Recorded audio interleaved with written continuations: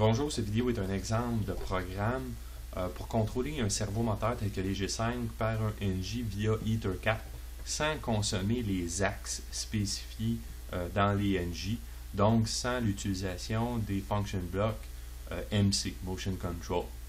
Ceci permet d'augmenter les capacités en connexion servomoteur. Par contre, c'est recommandé d'utiliser les fonctions MC pour tout mouvement synchronisé, mais pour des mouvements simples tels qu'un indexeur ou des déplacements point à point, l'utilisation des servomoteurs en mode libre, on va dire, peut être fait. Donc, pour le programme maintenant, partons un nouveau programme du début et faisons fonctionner le servomoteur. Bon, les configurations minimum, il faut configurer notre réseau EtherCAT. Si le tout est branché, on peut se connecter à un NG et demander au NG de configurer le réseau de façon automatique avec la fonction Compare and Merge. Cette fonction va fureter sur le réseau, lire les nœuds présents et utiliser les nœuds retrouvés comme configuration du réseau. Je dois aussi faire la même configuration au niveau de mon JBoss, donc les cartes de CJ sur mon NG.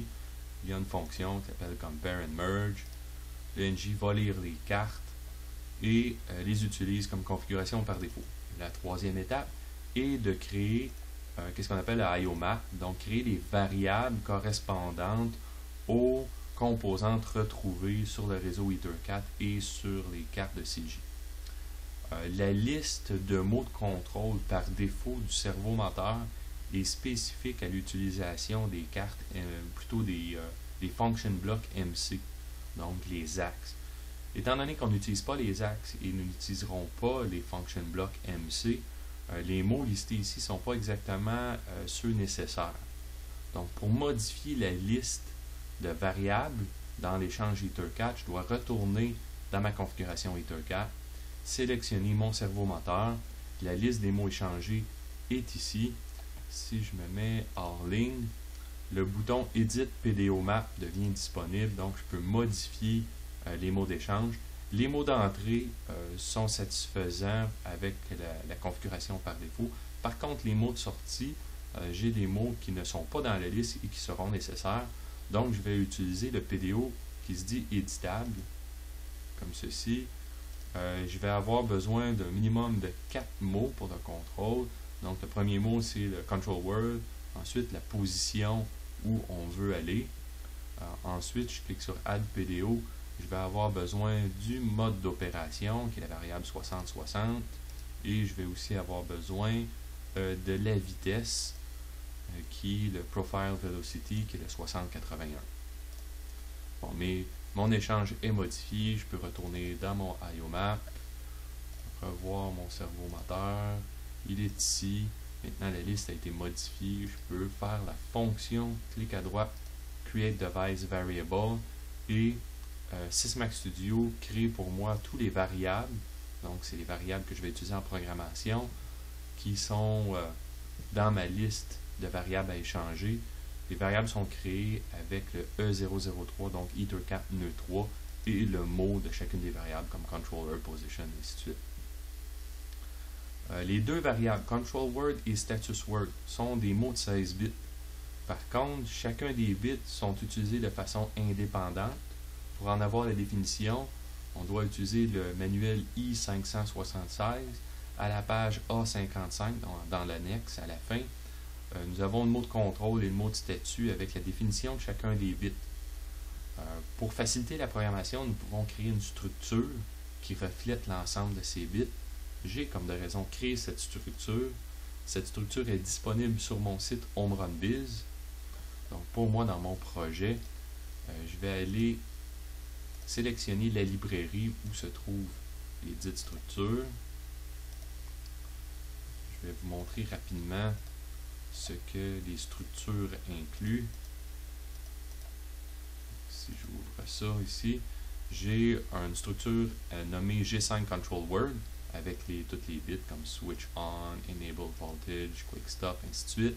Et j'ai aussi une structure nommée G5 Status Word avec aussi tous les mots tel que défini dans le manuel I576. Une fois ma structure importée, pour l'appliquer à mon IOMAP, je dois aller dans mes variables globales. Les variables globales ont été créées automatiquement quand j'ai créé mon IOMAP. Et je retrouve les deux mots, les deux variables, comme E003 Control Word. Et dans le data type, au lieu de Word, je vais utiliser le nom de ma structure qui est G5 Control Word. Et dans mon mot de statut, qui est G5 Status Word. Bon, maintenant, ceci va faciliter la programmation. Bon, on a fini de configurer, on est prêt à programmer. La première chose, il faut passer des mots de configuration. Dans les mots de configuration, je vais utiliser une fenêtre en texte structuré pour passer ma config. Le mode d'opération en premier, donc je fais E3, je descends vers le mode d'opération. Le mode point à point, c'est le mode 1. Pour avoir la définition des différents modes d'opération, c'est le manuel I576 qui va en donner la définition. L'autre chose, je dois mettre mon voltage enable à on, c'est un bit de contrôle. Donc, je vais dans le E3 control word, point, et voici la liste de ma structure. J'ai mon voltage enable que je dois mettre à vrai. Comme ceci, point virgule. J'en ai deux autres aussi à faire comme ça dans mon control word. Donc, je vais aller chercher mon control word. Le deuxième, c'est le enable operation que je dois mettre à vrai. Comme ça ici. Donc, 2 points égale through, point virgule. Et finalement, le E3 control word, point set, change set immediately, qui doit aussi être true. Comme ça. Bon, ceci est la configuration minimum pour activer le servomoteur. Deuxième des choses, on a d'autres configurations qui vont être contrôlées par le programme, donc dont la vitesse. Donc je vais faire condition 1 pour passer la vitesse, et peu importe mon programme. Et je vais le mettre normalement fermé, ça va être plus simple avec une fonction move. C'est un double integer, donc je fais DINT dièse, disons 50 000, qui est ma vitesse à rentrer, et je vais aller porter ça dans mon E3 Profile Velocity. Donc je viens de transférer une vitesse. Par défaut, la vitesse, si elle est à 0, aucun mouvement pourrait être possible. L'autre chose aussi que je dois contrôler par mon programme, c'est le bouton stop. Donc si je me crée une autre condition, condition 2, condition 2, comme ça ici, que je mets toujours normalement fermé, et je vais activer mon stop. Donc un output. Le stop fait partie du control word. C'est dans E003 control word.quickstop. Comme ça ici. Fait que mes deux conditions là, sont à titre d'exemple, mais il faut comprendre qu'il faut déplacer des valeurs dans ces deux variables pour pouvoir activer le servomoteur. Ensuite, prochaine étape, nous devons savoir si le servolock, si le servomoteur est prêt à faire son servolock. Pour être prêt à faire le servolock, il ne faut pas qu'il soit en quick stop. Donc, je pourrais aller chercher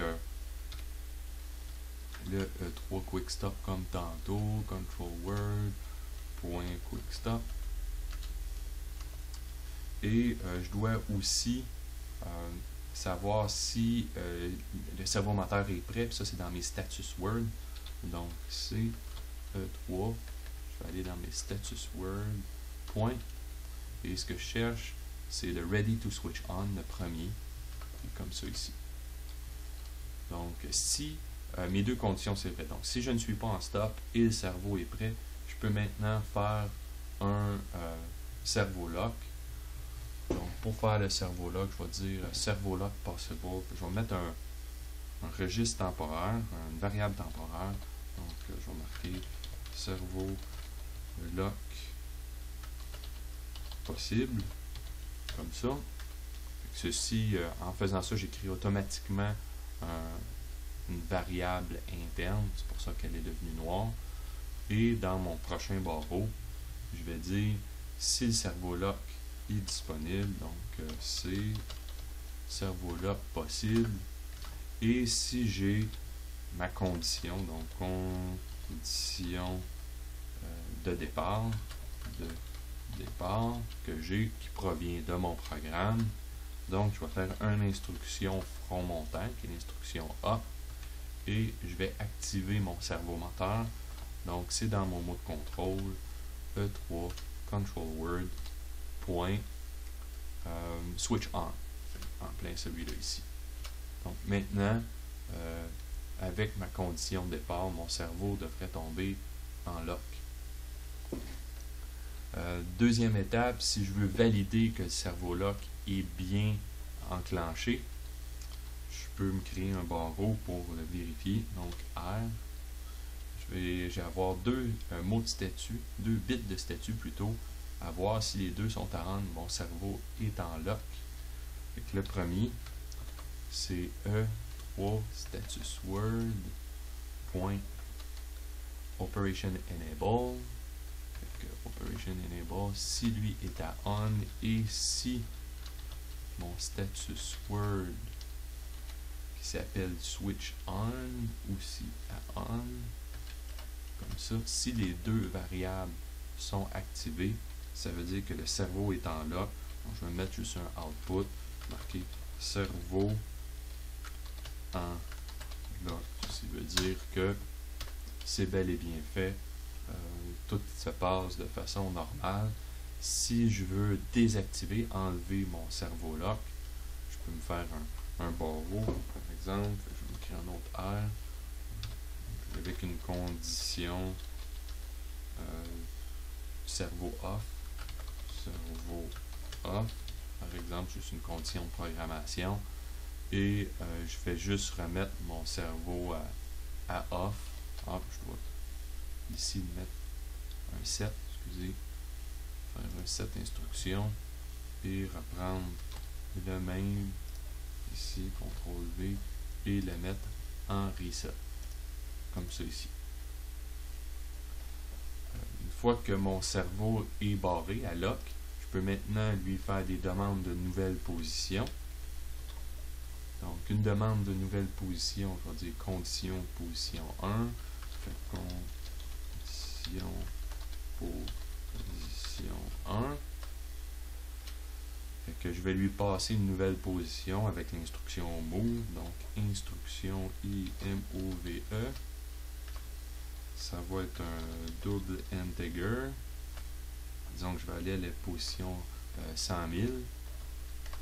Et je vais envoyer ça dans mon target position. Donc E3 target position. E3 target position. Et sur un front montant, donc I front montant, la fonction up, je vais activer le mot de contrôle new set position. Donc c'est dans un O E3 control word point new set point, comme ça ici, et il va se déplacer. Si je veux envoyer une nouvelle consigne, je peux copier, enlever ça, je vais sélectionner mon barreau, CTRL C, CTRL V, créer un autre barreau. Je peux dire par exemple position 2, changer ma valeur de position, disons revenir à 0 et faire activer le même bit. Ceci est aussi fonctionnel. Je devrais plutôt, je vais changer mon fusil d'épaule. Je vais sélectionner ça, CTRL X, faire mettre ici, CTRL V. Qu'est-ce que j'ai fait? J'ai juste créé un seul barreau pour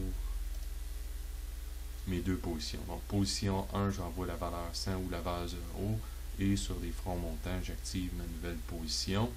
Si je veux être certain que ma position s'est créée, je peux me créer un barreau qui est une comparaison, donc I égale, puis je vais demander si ma position actuelle est la même que la position demandée.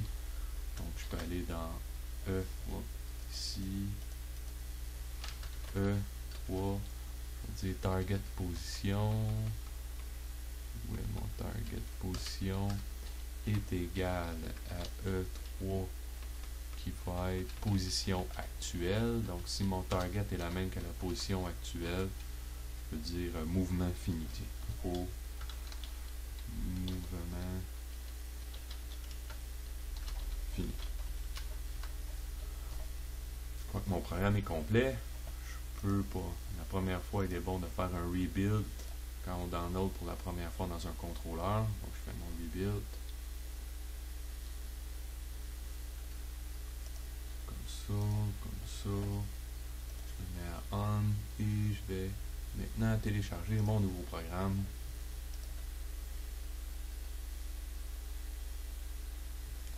Je prends quelques secondes. Je demande de passer notamment dans mode programme. Oui.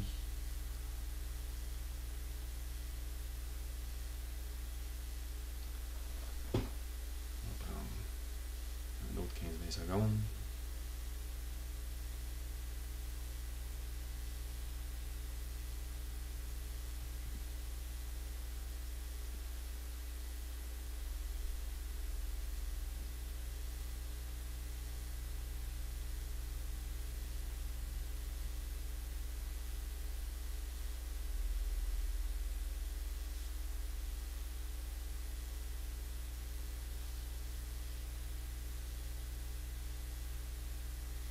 Le premier transfert est toujours un peu plus long. Donc 83%.